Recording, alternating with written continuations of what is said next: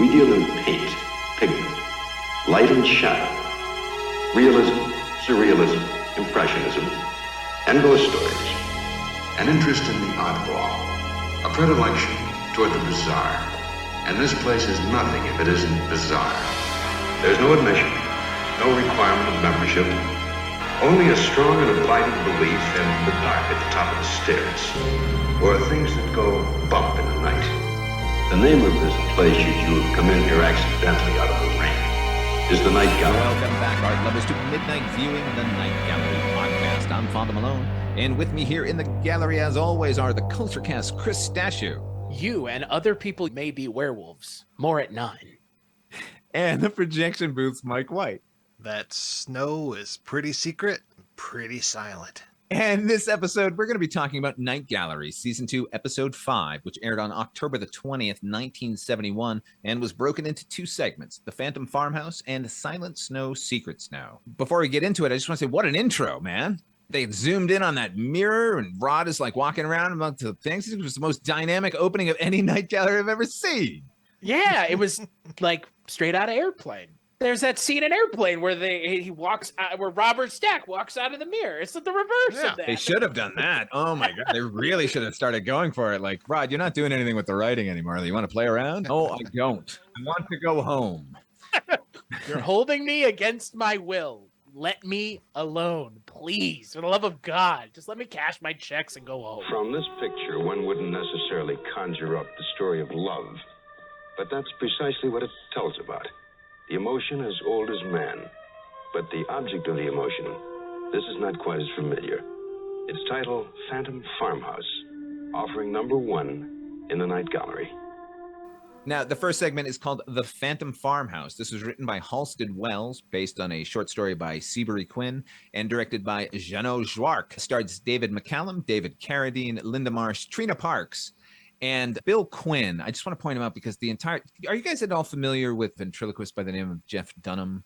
He's got this old man character named Walter, who Bill Quinn just looks like the living embodiment of. It was very odd.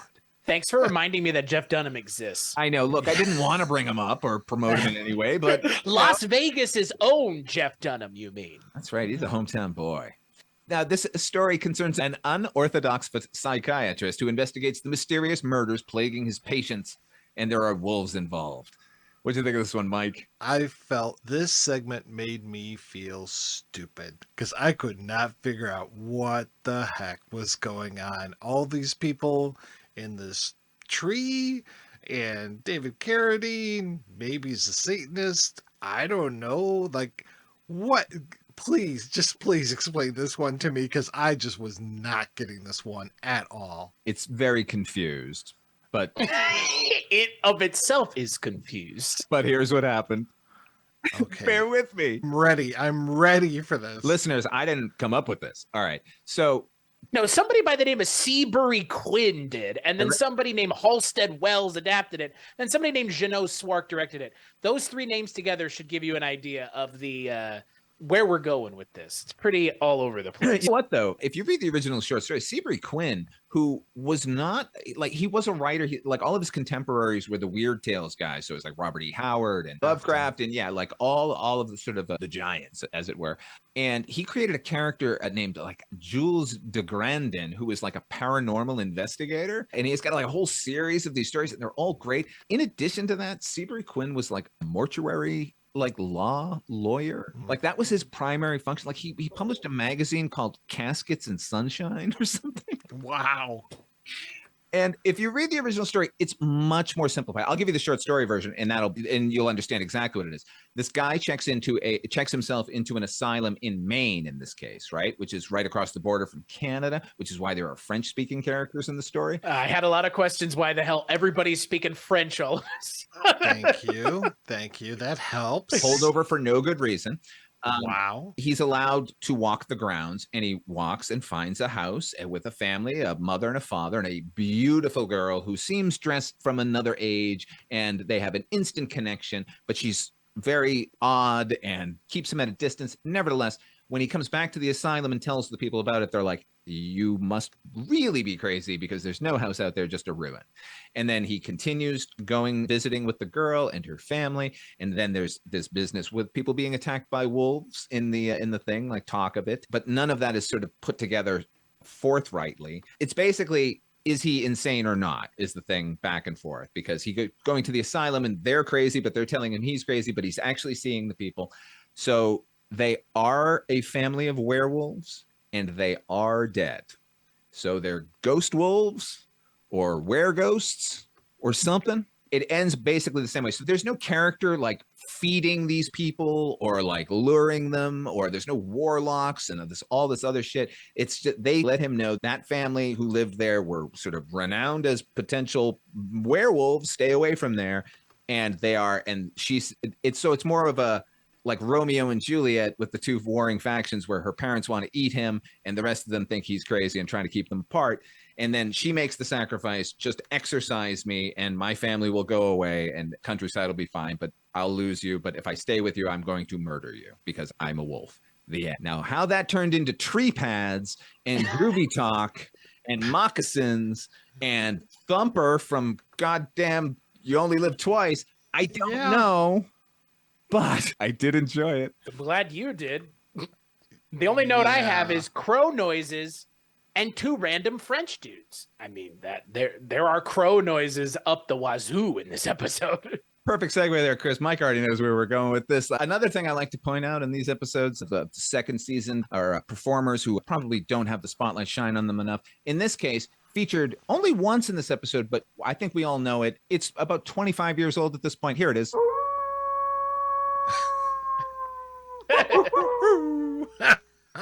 Ladies and gentlemen, you probably know that from everything. Most of these sound effects ended up being used on Sesame Street a lot. That's a Count Von Count, if I've heard one. Its actual name is Single Classic Wolf, although sometimes it's called Single Coyote, which I think is racist. The first appearance of it, this was created by the Disney Sound folks. It appeared in a segment called Bongo, which was part of a Fun and Fancy Free in 1946. So there you go. We love you, Single Classic Wolf. You're joining Castle Thunder in the pan of sound effects here. I like this episode a little bit. I did like how off kilter it seems, and I don't know what's going on for so long. Like it had the feeling of the sort of abstract set at the beginning when they're all on these pads. We find ourselves at an asylum kind of, but everyone's outside and they're all groovy and they're on these pads that are wrapped around these trees, and it's really weird. All that stuff was disconcerting, and I was like really enjoying it. And then when we go meet the girl, who in this one, David Carradine is telling everyone that they have to go there. He's like trying to lure them out there to be killed, and he tells everyone who sees this girl is going to fall in love with her. And when we see her, it's like this Loretta Lynn wig that's been bottle blonded and like, her bangs are great. Oh my God. The bangs on that wig are just chef's kiss. Spectacular. And the dress itself, this like voluminous like ball gown looking thing. I don't understand where you people are from, what time and place. That's all David McCallum needs to say. It's like, who the fuck are you? Like, I don't understand how anyone in their right mind would be like, oh, you clearly belong here. You are so out of time and out of place, it's beyond obvious. They don't even try. What's the weird thing about that is it's like they could have, her parents are dressed, it could have been fake. It could be 1971. They're dressed basically in coveralls. They just look like poor farmers. Why, if that's what they were wearing in like 1871, why was she dressed not like them? Like, she's not at a cotillion or anything. She's like dirt poor like her parents, and she's a werewolf. Why does she even have the dress? It doesn't make sense. Is she a werewolf or is she a dog? They couldn't afford wolves. They could afford dogs, though. I was wondering about that, too. Because when they showed the dog, I was like, oh, the dog must be running away from the wolf. Because I kept hearing the wolf, and I was just like, why is this dog running away? That's not a problem. This was like a 2-day shoot. And according to Jenna Swark, like the dogs were like the nicest dogs in the world, and they wouldn't even want to chase anything anyway. So it's kind of impressive that they got any shots at all. But obviously, they're were-dog ghosts, I guess. They're Wolvie Ghostertons. I don't know. Where dog ghosts? Are you asking us a question? You know what it reminds me of? There's a quote from Big Trouble in Little China. Egg Shen is like talking about all the different disciplines that they're all drawing from. And he's like Buddhism and Confucianism, and we take what we want and leave the rest, like a salad bar. That's what this felt like to me. It's like they are werewolves, so you got to have the pentagram on the hand, but they're also ghosts. But like It is titled The Phantom Farmhouse, so there must be phantoms involved. The phantom reasoning, the phantom logic. Like it felt like a really somehow poorly done. It feels like a poorly done episode of Tales from the Crypt, like an EC Comics story. That's what it feels like. When they had all those people in the tree, I kept thinking, these are aspects of his personality, and they are fighting within his mind. Wow, that would have been good. And then it just, when David Carradine came out of the tree, I was like, there goes that theory. You were doing the episode's job for it, trying to make it more interesting than it ended up being. Did you notice that when David Carradine hops down off of the thing, he tries to, and then they kind of curtail. Does he not say cocaine, anyone? I swear to God, he says it twice. Like he said it, and I was like, you couldn't have heard that. They wouldn't have put that on television. And then at the end of the scene, he's like, cocaine, anyone? And then leaves. Maybe I'm wrong. I should read the script, but that's what I heard. Maybe that's what I wanted to hear. That's what you wanted David Carradine to say. It feels like he would share. Yeah, I mean, he seemed like a groovy guy. By the way, hippie slang seems so natural coming out of David Carradine. Like all of that dialogue could have been the worst if it weren't him. And like it was effortless. And I was like, oh, so that's how people talk instead of the awkward way people try to reproduce it. Oh, yeah, it's because David Carradine's a great actor. Yeah, was. He still is. Sorry. Damn it. And speaking of damn it, stop doing Day for Night, everybody. Stop doing Day for Night. That was real rough. You can't do a werewolf story and do Day for Night. Just don't even do it.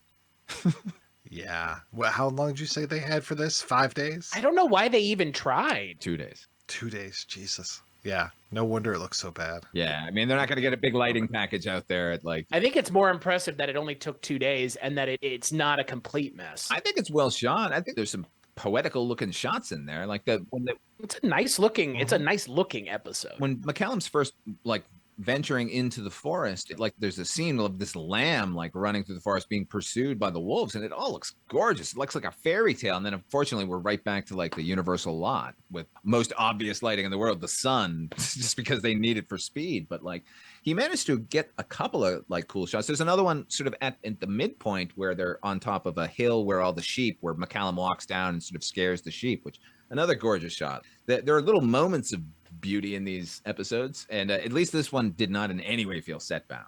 If they had just turned the camera around, they probably would have seen the Bates Motel like behind them. That's what it looked like to me. It looked like where they like the older pictures of the Universal Backlot tour. That's what it looked like. The set, like the set that they were on. It looked like just out there in the Universal, like where they shoot stuff like this. It's 100%. I mean, it's like, where are you guys going to shoot? Over there. Look, this is not the best part of this one. It's okay. It didn't insult me. I was more confused, and then by the end, I didn't care. It kind of just ends. Yeah. It just kind of ends, and that's fine. But this is now, I want to say there was an episode segment in the last episode that just kind of ended too, but it worked better that it just kind of ended. This one just goes, and that's it. It's like, okay, all right, I guess it's over now. Moving on. Why even use wolves? Just make her a ghost that eats people. You know what I mean? Like, how about we're all vampires? Let's do vampires. That's a ghost and a werewolf together. Stop. And vampires are what, like 5 cents? You just get the little teeth? That's it? If you even need the teeth. I mean, you just cover up the face, or Catherine Deneuve in The Hunger. You didn't mention the finger. What's that? The finger, the index finger that we got to see 100,000 times. That was a bit of a failure. I didn't like that at all. She has a really long finger. Just a really long finger. Only werewolves have long fingers. It's the index finger is as long or longer than the rest of the fingers. It's the traditional lore. Guys, we get it. We're not going to get a transformation sequence, and we only have dogs instead of wolves. But like, we don't need to feature the one thing you could afford. Stop. They did it better on Kolchak with Tom Skerritt. Yeah. It's very similar. Like, they couldn't do werewolves in that episode, so he's a dog. So they're dogs here. All right, sure. Much more... that would have worked way better. Episode, though, the Kolchak episode. Agreed. Oh yeah, just for scares alone. For our last offering in the Night Gallery, a painting that brings to life a literary classic from the pen of Conrad Aiken, fragile, lovely, haunting. Its title, Silent Snow, Secret Snow. All right, our next segment is called Silent Snow, Secret Snow. This was written by Gene R. Kearney, based on a short story by Conrad Aiken, and directed by Gene R. Kearney, starring Orson Welles, Elizabeth Hush, Lonnie Chapman, and Radames Pera, who would go on to play a young David Carradine in Kung Fu. This is a short film. It is a young man effectively retreating from reality into a wintry world. What'd you think of this one, Chris? Before watching this segment, I did not know who Conrad Aiken was, but Rod Serling really made a big deal out of him. I'll tell you that much. We'd like to travel now to the magical world of Conrad Aiken. I was like, oh my God, what is this? This must be something special. It's pretty good. I think the gimmick of having Orson Welles narrate it was the smartest thing about this segment. Clearly. I don't know. Sure, it works in this show, but I think the story and what they're getting at may be a little too heady for this show. That's probably my concern, is that the story is it's not what you expect it to be if you don't know the source material. And then when it ends, I know for a fact it works better in the source material because I did read the short story. And it works way better in the short story. Like, the short story makes this look bad by comparison, like very undercooked, an undercooked adaptation. That's what this makes it look like, but it still works, I think, for the most part. How about you, Mike? I probably should have read the short story because I just wasn't following this one. I mean, I was following the story, but I just wasn't invested in this one.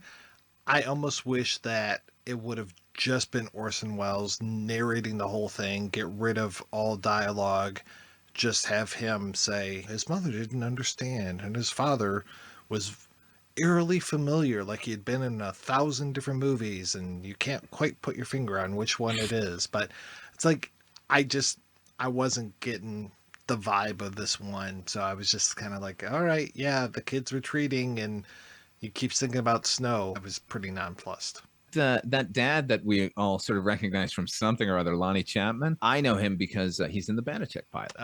He was a bartender in Banachek. I understand that the heart was in the right place when they made this. And I think at the time it was probably revelatory. I mean, you weren't certainly not expecting this from Night Gallery. And I agree 100% with you, Chris. If it's Orson Welles and his voiceover, and you could have peeled that off and I could just listen to it now and I would have a better effect than I got from the episode, which is not in any way a slam on any of the performers. I think they were all really good, actually. But it was a stock footage festival is what it was. Yeah. It was a backlot covered in fake snow and then 1,000 shots of real snow from a million different sources, and not all that skillfully montaged. I do like what they were going for, and I do like a story of sort of ferreting out alienation and sort of lack of, or a dissociative sort of disorder like this. It's worth discussing, and they are handling it well. It's not boring. It's what you said, Mike. Like, I couldn't connect to anyone or anything because there's just too much going on. We're listening to Orson Welles and we're looking at these things and we're listening to dialogue. And none of this is clued in on the kid, really. Like, we have to connect with this kid in order to follow along and understand that this is actually a nightmare for him. We keep seeing everyone's reaction to him. The kid seems perfectly happy disappearing into his own skull. And like, maybe some stakes for him would have done it, or just release this as an audiobook. Yeah. It's weird that the director had done this before. This is like his second shot at this. At first I was thinking it was like a occurrence at Owl Creek Bridge where they took the short and just kind of Twilight Zone-ified it. I was like, oh, they took Silent Snow, Secret Snow, and they Night Gallerized it. But no, that was from like 1964, and I don't think that Welles was involved at all. And I watched part of it on archive.org, and yeah, it's not the same thing. It's black and white. It's totally different, but it's like, oh, okay, I guess you just really like this, Gene R. Kearney. You want to do it again. And it was something he'd already done. So like, hey, I'll do it with a budget now and I can get Wells. But like, Right. where was the progression? Where was the evolution? This is like 7 years later, you get to remake your thing. Make it awesome. Right. I honestly think that the short story is too good to adapt it like this. I don't even, again, there are plenty of things out there that are unadaptable. We've heard it with all kinds of things. We hear it with stuff like Dune and Watchmen, and they have been adapted to varying degrees of success. Something that I really liked the book of, and I think the movie does a pretty good job, but I think it has the same problem as this, is No Country for Old Men, I think works really well as a book. But when you watch the movie, there are parts of it that feel very literary in what they're doing, and they don't work very well in a film context. I think this is one of those things where the short story is really good. The short story is talking about important stuff. It's talking about mental illness. And it kind of gets trivialized in this. In a weird way that I know Conrad Aiken didn't intend. I was thinking, this is 50 years ago, this episode sort of thing. And like the 50 years of knowledge that we have now, like it's sort of turning, looking at this kid, like, what the hell is wrong with this kid? Like it would be probably caught and treated now. Right. There would be some segment of this kid like losing his mind and has to retreat to the snow. I got to say the initial segments where we're getting into the kid's head where he's counting the steps of the mailman coming down the street and now he isn't hearing it, like that did feel sort of manic and frenetic early on, and then it just kind of turns into this beautiful wintry wonderland and like dispenses with all of what was actually going on and what actually might have been more beneficial as a viewer to understand what this kid's going through. Because like it does trivialize it because it makes it seem like what a wonderful place to escape to. It's like the end of Brazil. Like at least he earned that. Yeah. I didn't understand. I understood the message in the short story, but I didn't understand the message that they were going for in this segment. And I don't understand how Gene Kearney didn't understand it this time. It's odd to me.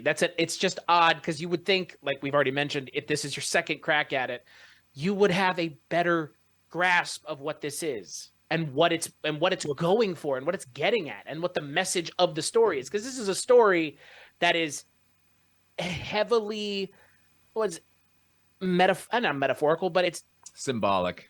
Very symbolic, yeah. Yeah, I guess. But it's like it's light with how symbolic it is. It's almost the adaptation is very light on the mental illness. The short story isn't. And I think that is where this weird disconnect happens, is they can't outright get at what they're getting at in the short story in the episode segment. And that is a problem. Kearney's coming at it from a romanticized sort of point of view. Right, which is the fucking not the point. Like, you're missing the point of this. The snow is a negative. Everything except the actual meaning. Right. Like, good job. You missed it. Like, you did everything else, but except for making us understand what the fuck the snow is meant to stand for. Right. Which is all he cared about, I guess. Yeah, I think he was just trying to show off, maybe get a film career or something. Like, it's a hell of a showpiece, particularly at that time. That it is a lauded episode. People remember it very fondly. People talk about this episode and like, fine.